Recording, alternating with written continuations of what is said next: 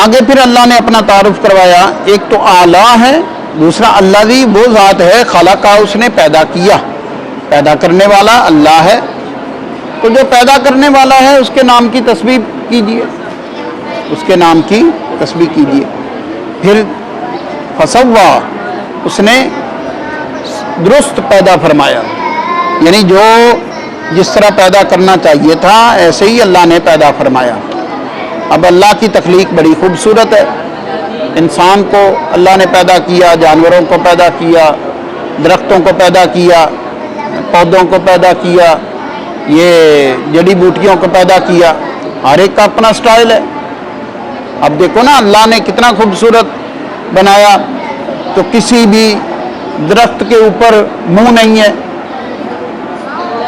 کسی بھی انسان کے نیچے جڑیں نہیں ہیں، لیکن ایسا ہوتا تو پھر کیسا عجیب لگتا ہے انسان۔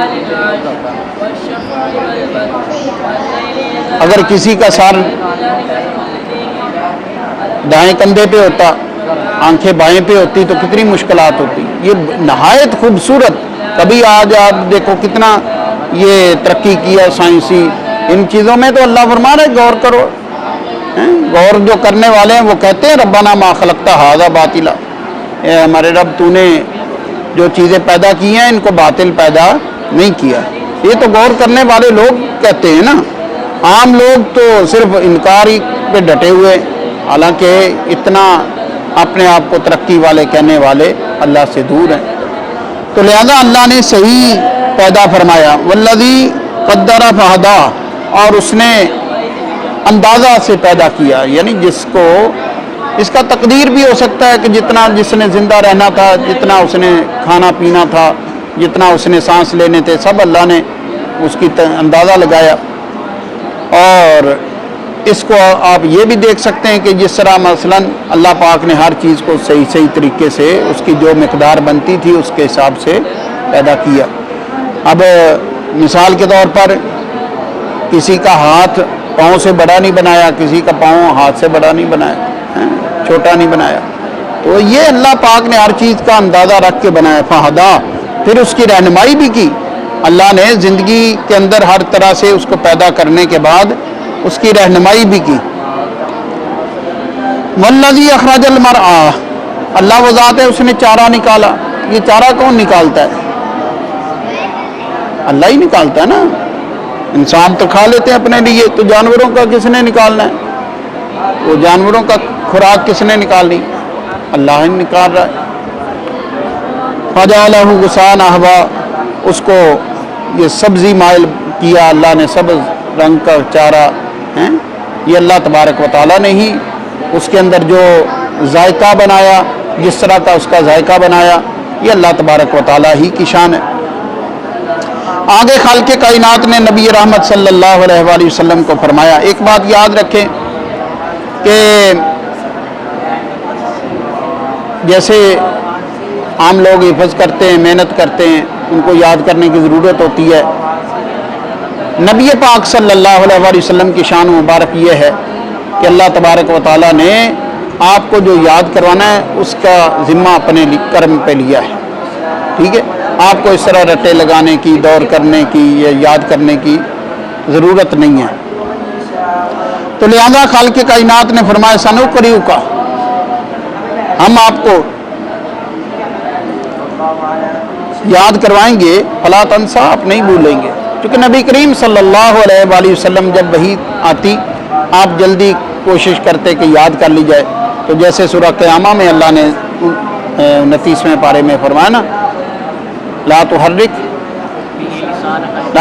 بہ لسانک لتعجل بہ، کہ آپ نہ حرکت دیجئے اپنی زبان کو اس وجہ سے جلدی جلدی کہ یاد ہو جائے، آپ اس کی حرکت نہ دیجئے، یعنی یہ اللہ نے اپنے ذمہ کرم لیا ہے، آپ کو یاد کروا دے گا، آپ کو پریشان ہونے کی ضرورت نہیں ہے۔ سنقرئک فلا تنسا، اللہ فرماتا ہے ہم جو یاد کرائیں گے آپ کو، پس آپ نہیں بھولیں گے، الا ما شاء اللہ، مگر جو اللہ چاہے، جو اللہ چاہے۔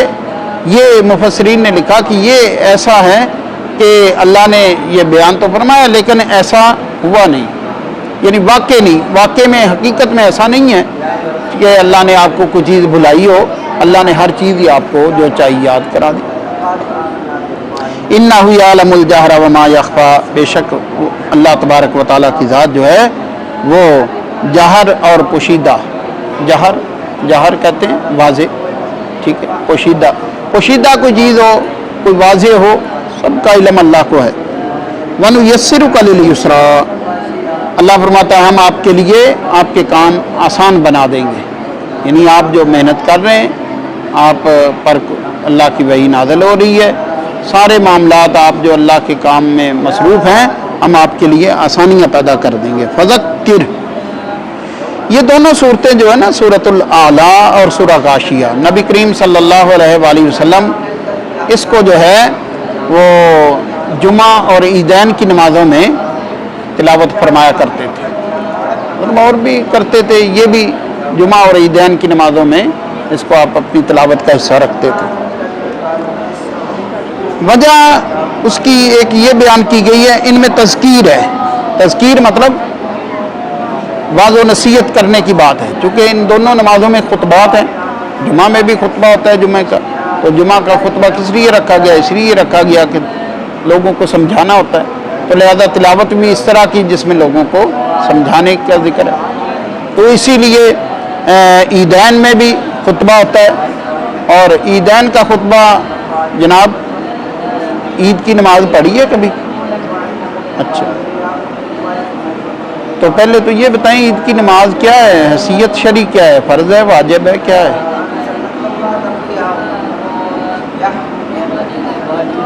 واجب ہے، ٹھیک ہے۔ عید کی نماز کا خطبہ حضرت پہلے پڑھا جاتا ہے کہ عید کے بعد پڑھا جاتا ہے؟ عید کی نماز سلام پھیرنے کے بعد پڑھا جاتا ہے، ٹھیک ہے جی۔ تو عید کی نماز کی اذان اقامت ہوتی ہے؟ نہیں ہوتی، دے نہ دینا کسی ٹائم، اس کی نہیں ہوتی، ٹھیک ہے۔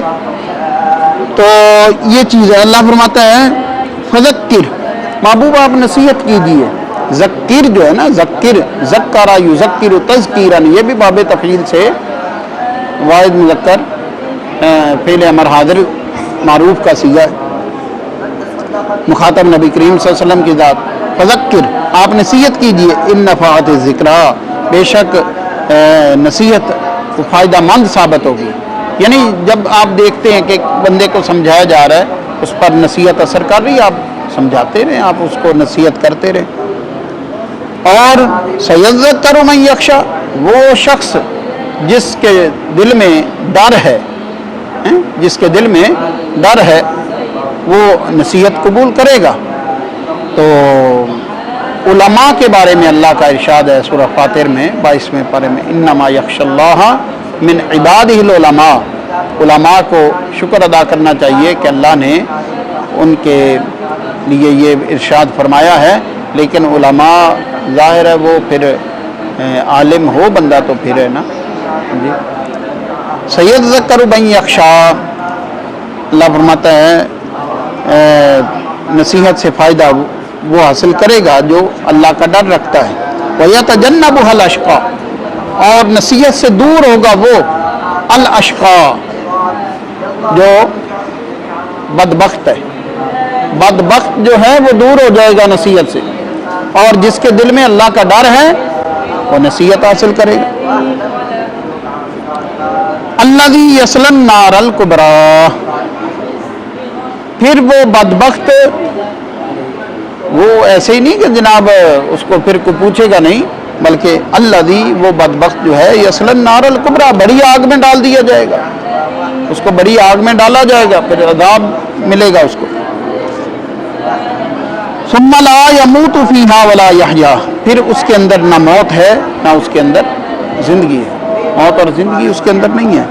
قد افلح من تزکیٰ، تحقیق کامیاب وہ شخص ہے جس نے اپنا تزکیہ کیا، تزکیہ ظاہر و باطن دونوں کو پاک کیا، ظاہر بھی اس کا پاکیزہ ہو اور باطن بھی اس کا، ایسا شخص کامیاب ہے۔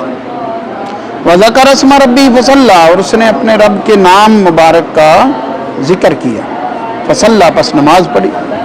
بل تؤثرون الحیات الدنیا، کامیابی تو ان کاموں میں ہے، اللہ کو یاد کرنے میں، نماز پڑھنے میں، لیکن لوگوں کے حال یہ ہیں کہ بل تؤثرون الحیات الدنیا، بلکہ دنیاوی زندگی کو ترجیح دیتے ہیں، دنیاوی زندگی کو ترجیح دیتے ہیں، جبکہ اللہ کا ارشاد ہے والآخرۃ خیر وابقیٰ، اور آخرت جو ہے یہ بہتر ہے اور باقی رہنے والی ہے۔ آخرت، دنیا تو آپ مر گئے تو ختم ہو گئی، اور آخرت میں تو ایسا نہیں ہے، آخرت میں تو اللہ پیچھے فرمایا نہیں لا یموت ولا یحییٰ، نہ تو وہاں موت ہے نہ زندگی ہے۔ یہ مطلب تھوڑو، مطلب تم اگر فرض کرو زیادہ کوئی مسئلہ بنا، زیادہ عذاب ہوا تو بندہ مر گیا، ایسا نہیں ہوگا، بلکہ آخرت اللہ فرماتا ہے خیر وابقیٰ، بہتر ہے اور باقی رہنے والی ہے۔ ان ھذا لفی الصحف الاولیٰ، بے شک یہ باتیں، یہ اللہ نے وعظ و نصیحت کی باتیں صحف الاولیٰ، پہلی کتابوں میں بھی اللہ نے بیان فرمائی ہیں۔